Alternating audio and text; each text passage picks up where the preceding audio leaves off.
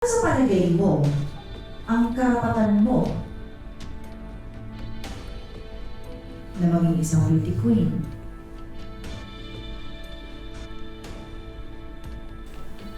kung dati ka namang kriminal.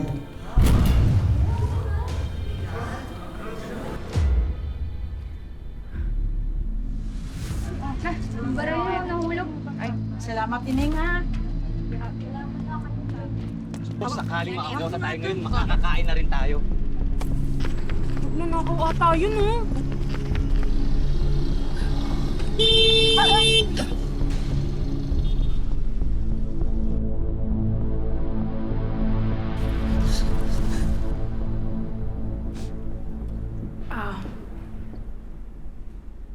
Inaamin ko po na marami po ang mga pagkakamali noon.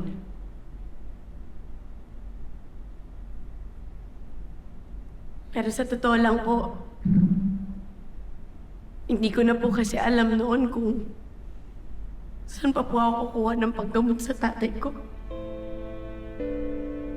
Kaya napilitan po akong gumawa ng mali. Totoo po yun. At kahit po gusto ko pong kumuha ng disenteng trabaho, mahirap po maging mahirap dito sa bansa natin eh. Dahil ang dami pong mga requirements. At sa totoo lang po, napakahirap po kapag wala kang natapos. Katulad ko po.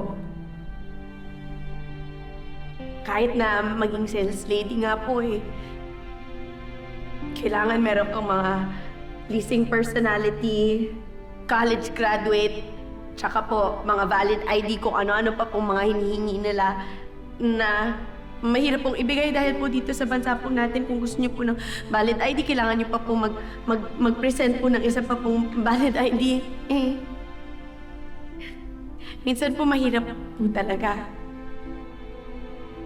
Kaya po minsan, napipilitan po talaga yung mga taong kumapit sa patalim. Katulad ko po. Pero pinagbayaran ko na po yun. Tama kayo, Kapitana. Nakulong nga po ako. Pinagsisihan ko po lahat ng ginawa ko. Pero nagbago na po ako. At nagbago po ako dahil po merong mga mabubuting tao sa paligid ko. Katulad po ng mga kaibigan ko. At yung pamilya ko, nabigay lang po ng bigay. Na wala pong hinihingin kahit anong mga requirements. Napakaswerte ko sa inyo, salamat. Kaya po yung bane po na nasa harapan po ninyo ngayon, ako po ang patunay na yung mga taong nadadapa, kaya pa rin bumangon. Maraming salamat po. And I thank you.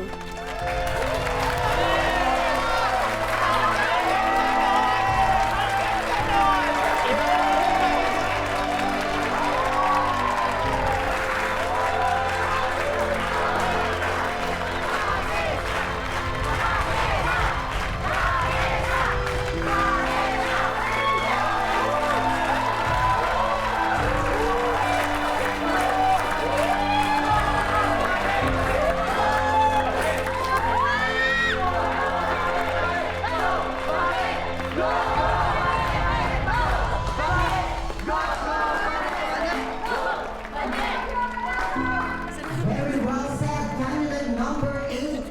Very well said ka dyan.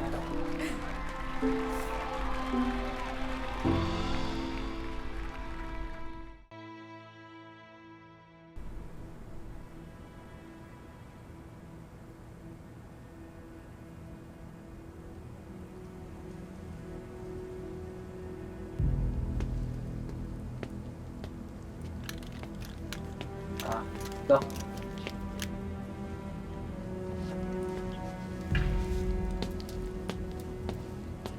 Doc Conrado, ito na po yung pinagawa niyong DNA test.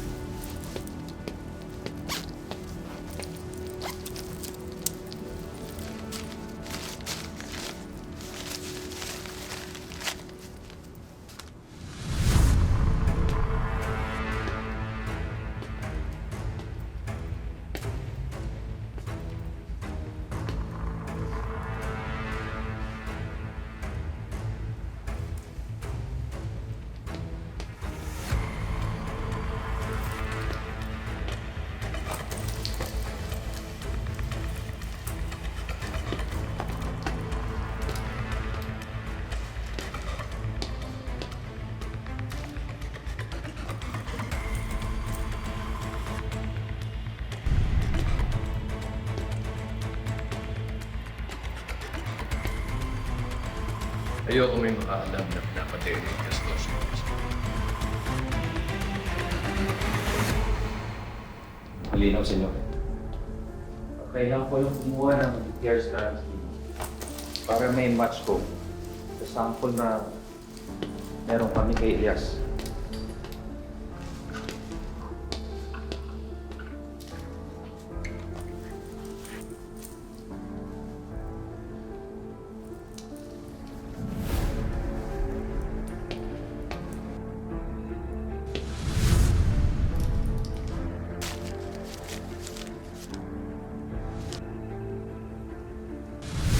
Kung totoong anak ko nga si Elias,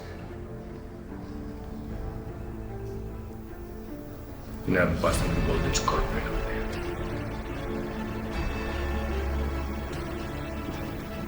Kaya't hindi ka pwedeng magkamali.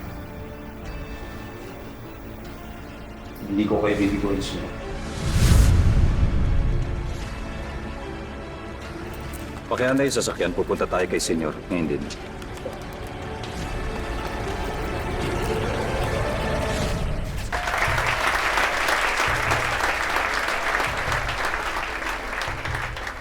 This year's Binibining Marikit will receive a grand prize of 30,000 pesos. Kaya huwag na nating patagalin pa. Binibining Marikit 2024 is candidate number. Candidate number. Binibining Marikit 2024 is candidate number.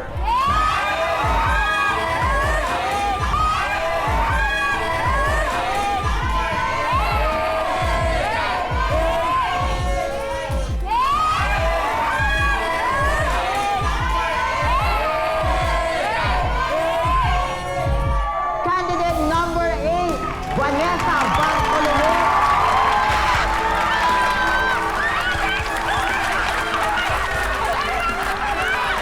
That means our first runner-up is candidate number 7, Miss Angelica Reyes.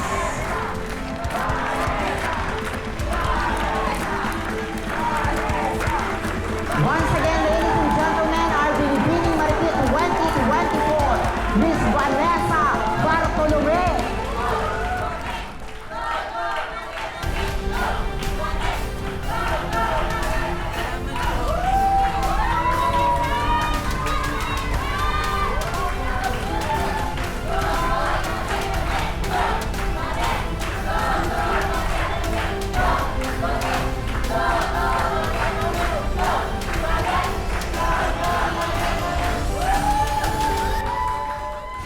Congratulations, Bane.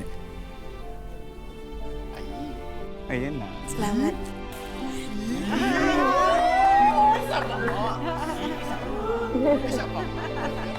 Uy, alika na. Uuwi na muna tayo. Doon natin ituloy yung selebrasyon sa bahay. Pretty, may sasabihin sana ako sa'yo eh. Oh, ano? Hindi ba't magkaibigan tayo? Oh, tapos? Marami na tayong pinagsamahan. Oo. We love each other. Pretty, pretty, pretty. Listen very carefully, okay? Open your ears. I can say my mouth, okay? Pretty, kailangan ko ng tulong mo. Ano nga yun? Samahan mo ako sa probinsya namin. Ay, magbabakasyon tayo. Sige, go. Kailan? Oo nga, kung sasamahan mo ako, magkasama tayo dito. Oh. Pero magpapanggap tayong mag-asawa. Ikaw yung misis, ako yung mister. Ganun. Mga tauhan kayo ni Calvin, di ba? Ano ginagawa niyo dito? Akan yung briefcase, sabi! Sa ulo, hindi ko bibigay sa ito! Sumunod ka na lang kung gusto tuluyan ka, ha? Kung si Calvin nag-utos sa inyo nito, nagkakamali kayo ng kinampihan. Traitor! Kaya mong satsat. Kasi siya ang taidok. Ano yan? Elias Guerrero ang pangalan niya. Siya ang lalaki nakaligtas sa Palangga Massacre. Nitong nakaraan may pulis na naglabas ng expose na ang Golden Scorpion ang nagpapatay sa pamilya ni Elias. Puro sugat na umuwi si Elias sa Palangga noong araw pagkatapos niyong magharap ni Black Rider. Maraming salamat, Ma'am. Maraming salamat, sir. Ganito na lang. I have an event this weekend. I want you to be there. Doon natin pag-usapan to. Sige, maraming salamat to. Asahan niyo ako dyan, pupunta ako. Salamat po muli.